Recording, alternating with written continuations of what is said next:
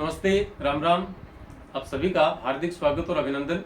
आज हम कॉलेज शिक्षा असिस्टेंट प्रोफेसर के लिए पेपर सेकंड में हजारी प्रसाद द्विवेदी की कल्पलता के पहले निबंध नाखून क्यों बढ़ते हैं शामिल किया गया है, उस पर बात करेंगे।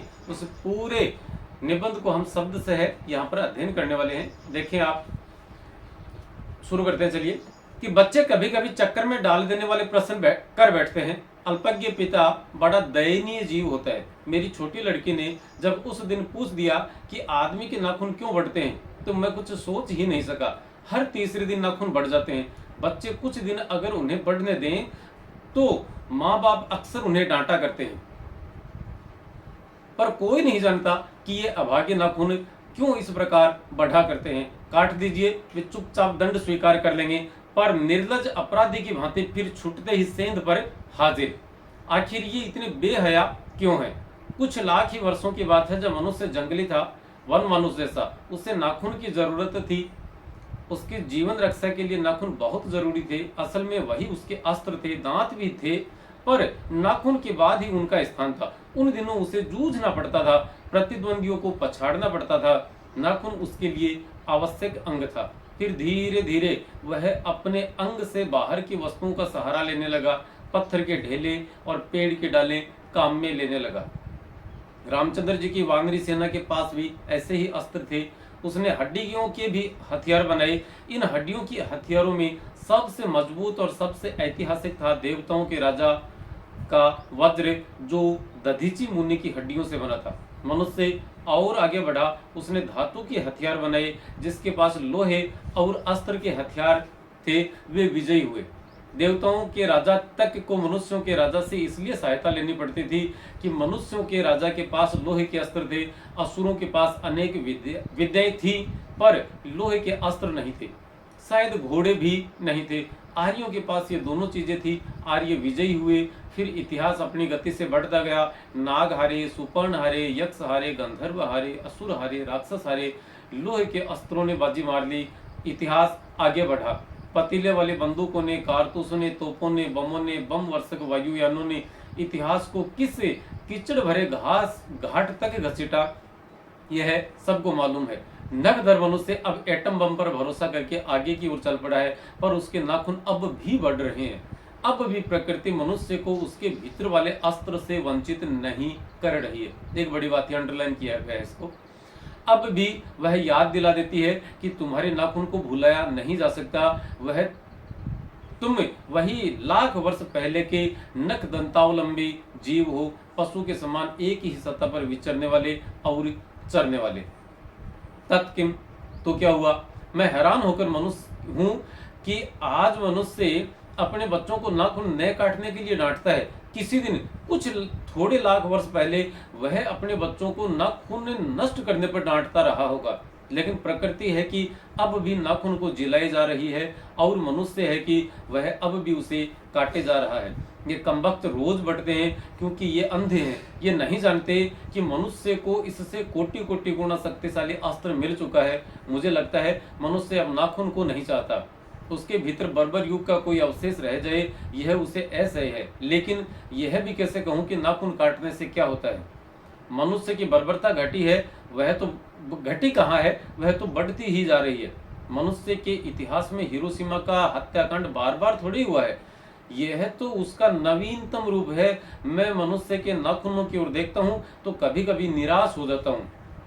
उसकी भयंकर पाशविक वृत्ति के जीवंत प्रतीक है। ये मनुष्य की पाशविक पशुता के प्रतीक है। मनुष्य की पशुता को जितनी बार भी काट दो वह मरना नहीं चाहती। कुछ हजार साल पहले मनुष्य के नाखून को सुकुमार विनोदों के लिए उपयोग में लाया जाने लगा।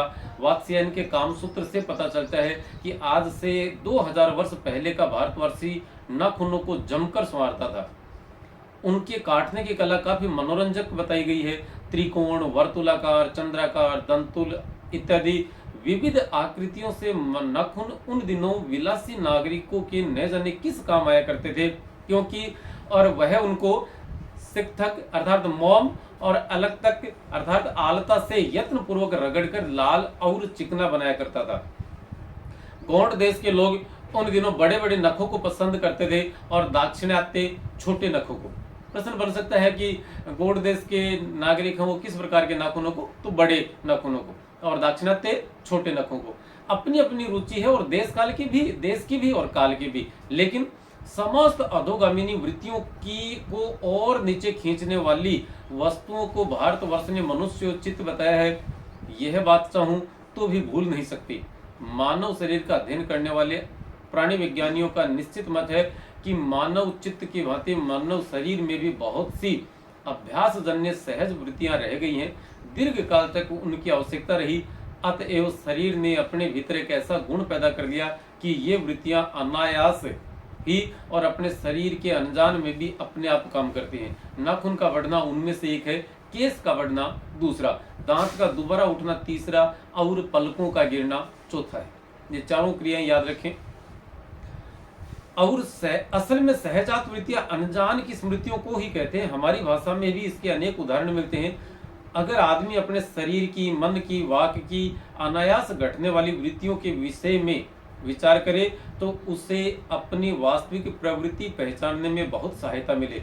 पर कौन सोचता है? सोचना भी क्या उसे इतना ही पता नहीं चलता कि उसके भीतर नख बढ़ा लेने की सहजात वृत्ति है, वह उसके पशुत्व का प्रमाण है। ये उसकी पशुता का प्रमाण है। उन्हें काटने की जो प्रवृत्ति है वह उसकी मनुष्यता की निशानी है। और यद्यपि पशुत्व के चिन्ह उसके भीतर रह गए हैं, पर वह पशुत्व को छोड़ चुका है। पशु बनकर वह आगे नहीं बढ़ सकता, उसे और कोई रास्ता खोजना चाहिए। अस्त्र बढ़ाने की प्रवृत्ति मनुष्यता की या मानवता की विरोधिनी है। मेरा मन पूछता है किस ओर? मनुष्य किस ओर बढ़ रहा है, पशुता की ओर या मनुष्यता की ओर? अस्त्र बढ़ाने की ओर या अस्त्र काटने की ओर? मेरी निर्बोध बालिका ने मानव मनुष्य जाति से ही प्रश्न किया है, जानते हो नाखून क्यों बढ़ते हैं? यह हमारी पशुता के अवशेष हैं। मैं भी पूछता हूँ, जानते हो अस्त्र शस्त्र क्यों बढ़ रहे हैं? ये भी हमारी पशुता की निशानी है। भारतीय भाषाओं में प्राय ही अंग्रेजी के इंडिपेंडेंस शब्द का समानार्थक शब्द नहीं व्यवहृत होता। 15 अगस्त को जब अंग्रेजी भाषा के पत्र इंडिपेंडेंस की घोषणा कर रहे थे, देसी भाषा के पत्र स्वाधीनता दिवस की चर्चा कर रहे थे। बड़ा महत्वपूर्ण पैराग्राफ है। इंडिपेंडेंस का अर्थ अनधीनता या किसी की अधीनता का अभाव, पर स्वाधीनता का अर्थ है अपने ही अधीन रहना, मतलब किसी के तो अधीन है। अंग्रेजी में कहना हो तो सेल्फ डिपेंडेंस कह सकते हैं। मैं कभी कभी सोचता हूँ, इतने दिनों तक अंग्रेजी की अनुवर्तिता करने के बाद भी भारतवर्ष इंडिपेंडेंस को अनधीनता क्यों नहीं कह सका? उसने अपनी आज़ादी के जितने भी नामकरण किए, स्वतंत्रता, स्वराज्य, स्वाधीनता, उन सब में स्व का बंधन अवश्य रहा है। क्या यह संयोग की बात है या हमारी समूची परंपरा ही अनजाने में हमारी भाषा के द्वारा प्रकट होती है? मुझे प्राणी विज्ञानी की बात याद आती है। सहजात वृत्ति अनजान स्मृतियों का ही नाम है। स्वराज होने के बाद स्वभावतः ही हमारे नेता और विचारशील नागरिक सोचने लगे कि इस देश को सच्चे अर्थ में सुखी कैसे बनाया जाए। हमारा इतिहास बहुत पुराना है। हमारे शास्त्रों में इस समस्या को नाना भावों और नाना पहलुओं से विचारा गया। हम कोई नौ सुखिए नहीं हैं जो रातों रात अनजान जंगल में पहुंचकर अरक्षित छोड़ दिए गए हों। हमारी परंपरा महिमामयी, उत्तराधिकार विपुल और संस्कार उज्जवल है। हमारे अनजान में भी ये बातें हमें एक खास दिशा में सोचने की प्रेरणा देती हैं।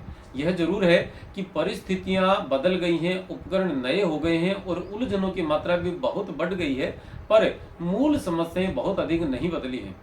भारतीय चित्त जो आज भी अनधीनता के रूप में नए सोचकर स्वाधीनता के रूप में सोचता है, वह हमारे दीर्घकालीन संस्कारों का फल है। वह स्व के बंधन को आसानी से नहीं छोड़ सकता। अपने आप पर अपने आप के द्वारा लगाया हुआ बंधन हमारी संस्कृति की बड़ी भारी विशेषता है। मैं ऐसा तो नहीं मानता कि जो कुछ हमारा पुराना है, जो कुछ हमारा विशेष है, उससे हम चिपटे ही रहें। पुराने का मोह सब समय वांछनीय ही नहीं होता। मरे बच्चे को गोद में दबाए रहने वाली बंदरिया मनुष्य का आदर्श नहीं बन सकती। मतलब इस मरे बच्चे बंदरिया के उदाहरण के माध्यम से हजारी प्रसाद द्विवेदी ये संदेश देना चाहते हैं कि जो पुरानी परंपराएं हैं, जो सड़गल चुकी हैं, जो अप्रासंगिक हो गई, उन्हें हमें छोड़ देना चाहिए। मरे बच्चे को गोद में दबाए रहने वाली बंदरिया मनुष्य का आदर्श नहीं हो सकती, परंतु मैं ऐसा भी नहीं सोच सकता कि हम नई अनुसंधित्सता के नशे में चूर होकर अपना सर्वस्व खो दें।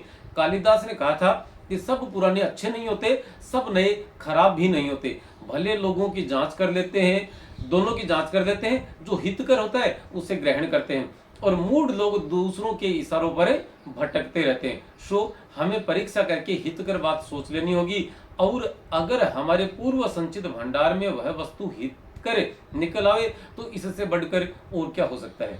जातियां इस देश में अनेक आई, लड़ती झगड़ती भी रही हैं, फिर प्रेम पूर्वक बस भी गई हैं।